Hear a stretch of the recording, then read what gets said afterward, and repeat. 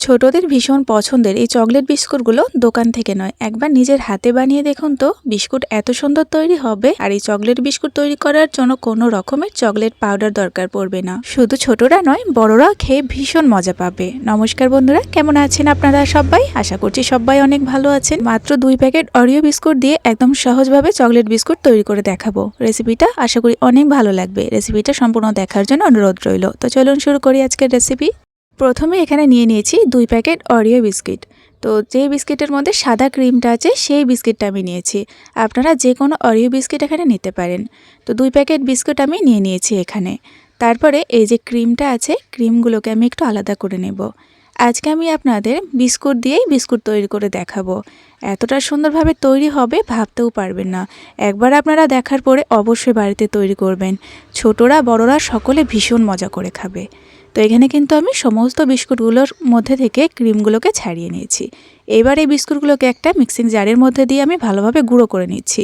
আর এখানে আমি গুঁড়োটা করে নিয়েছি, তবে বন্ধুরা এখানে গুঁড়ো করার সময় আমি 2 চামচের মতো চিনি দিয়ে তারপরে আমি বিস্কুটটাকে গুঁড়ো করে নিয়েছিলাম। যেহেতু আমি ক্রিমটা ব্যবহার করিনি, তাই অবশ্যই 2 থেকে 3 চামচ চিনি দিয়ে দেবেন, তারপরে বিস্কুটটা পাউডার করে নিতে হবে। বিস্কুটের পাউডারটা আমি একটু সরিয়ে রাখলাম।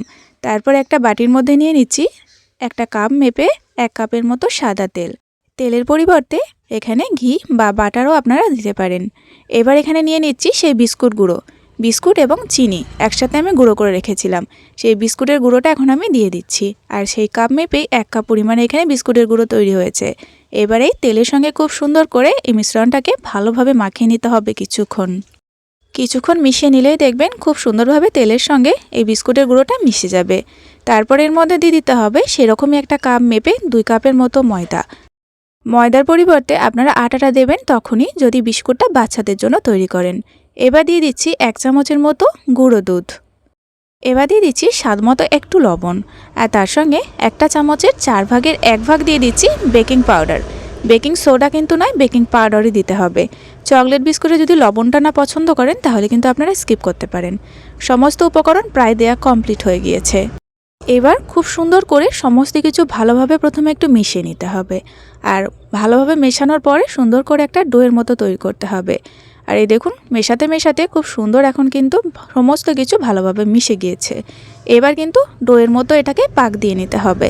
তবে এটা মাখার জন্য 1 ফোঁটাও জলের ব্যবহার করা যাবে না। যে তেলটা ছিল সেই তেলেই কিন্তু এটাতে মাখিয়ে নিতে হবে। আর এই দেখুন একটু চেপে চেপে মেখে নিলে দেখবেন খুব সুন্দর একটা ডো তৈরি হয়ে যাবে। ডোটা এখন তৈরি হয়ে গিয়েছে।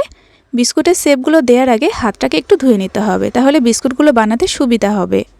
হাতটাকে এখানে জাস্ট একটু ধুয়ে নেওয়ার পরে একটু ভালোভাবে মুছে নিয়েছি।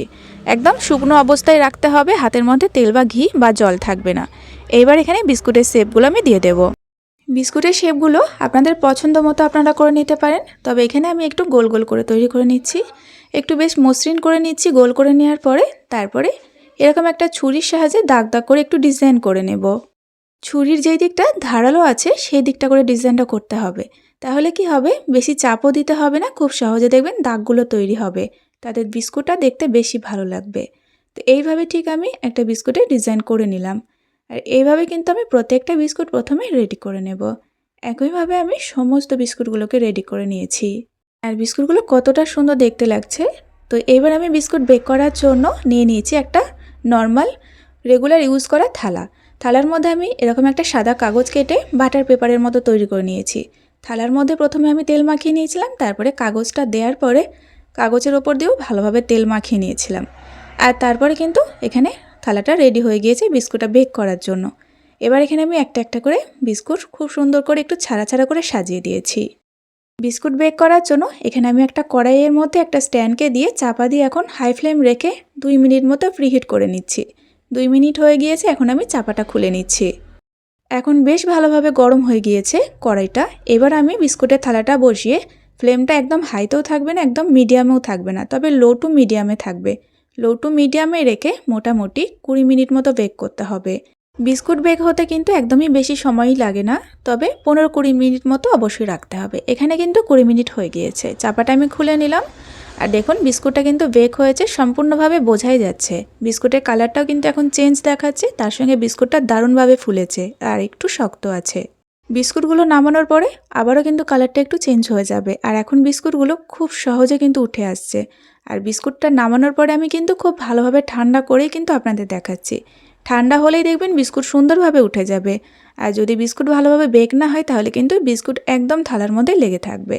তো সমস্ত চকলেট বিস্কুট একদম রেডি হয়ে গিয়েছে। একটা প্লেটের মধ্যে আমি সমস্ত বিস্কুটগুলোকে উঠিয়ে নিয়েছি। আজকে কিন্তু আমি বিস্কুট দিয়েই তৈরি করেছি দারুণ স্বাদের চকলেট বিস্কুট। একবার এইভাবে না বানালে হয়তো আমিও বুঝতে পারতাম না বিস্কুটগুলো এতটা সুন্দরভাবে তৈরি হয়ে গেল। শুধু ছোটরা নয়, বড়রা খেয়ে আপনার কিন্তু প্রশংসা করতেই থাকবে।